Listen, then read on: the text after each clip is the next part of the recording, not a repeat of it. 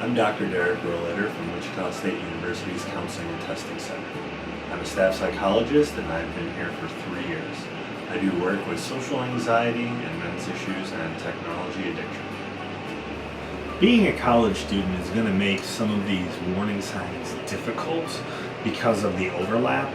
But one of the warning signs is spending too much time in front of a computer, which would also include eating meals in front of your computer. But sometimes as a student that is a necessity.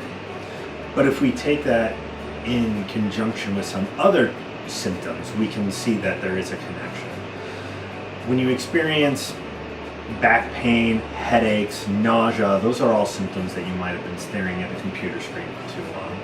Also, spending too much time in front of a computer can cause emotional disturbances when you remove yourself from that. It's an addiction that you need to be fed in order to feel better. It can make those headaches go away, it can make the backache sometimes go away, and it can make you calm down. Other things that we may not notice is that we may not notice the negative impact in which it is having on our lives. We say it's not having a negative impact.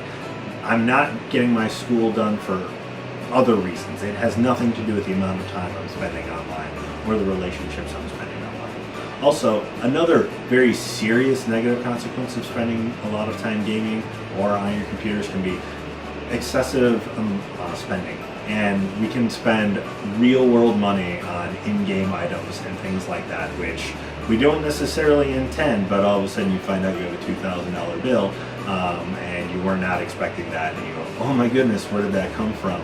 Maybe something is getting a little bit out of hand.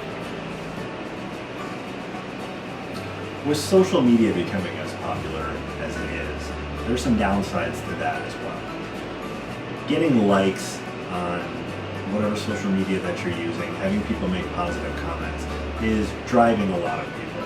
And spending so much time trying to get the approval from others online is devaluing and decreasing the amount of time that we can spend with real face-to-face interpersonal relationships.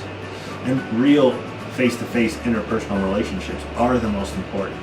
They're the only relationships that we have that are fulfilling. Online relationships might feel that way, but research shows that that is not the case. The less interpersonal relationships you have, real face-to-face relationships you have, the more you desire them and the more you crave them. And if you're trying to fill that void online, it's just going to keep getting deeper and deeper and deeper, and you'll keep finding yourself getting sucked in further and further and further, which makes it harder and harder to get out. The other negative side to that is, if we're not practicing our interpersonal skills, it makes us very uncomfortable when we're in social situations that are new.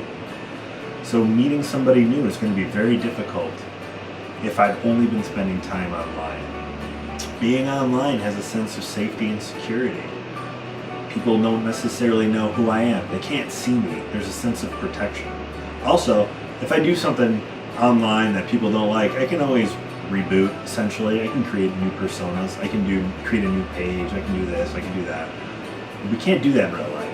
If we make a mistake, we feel that there's nothing we can do about that, so we'll just shut ourselves in our room.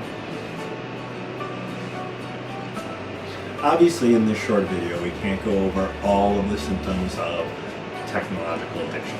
However, if you have any questions or concerns, or anybody that you know may have questions or concerns, please feel free to contact us at the Wichita State University Counseling and Testing Center.